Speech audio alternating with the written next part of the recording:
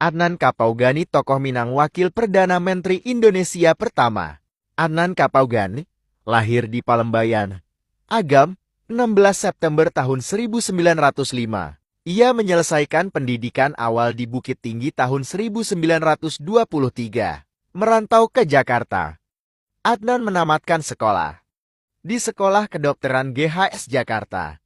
Adnan mulai masuk ke organisasi kepemudaan maupun politik, yang nantinya membawa Adnan sebagai salah satu petinggi negara. Pasca kemerdekaan, di tahun 1947, Adnan Kapaugani dilantik sebagai Wakil Perdana Menteri dan juga Menteri Kemakmuran.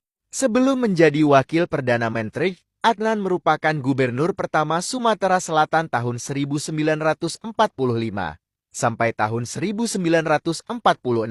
Adnan Kapaugani wafat di Palembang 23 Desember tahun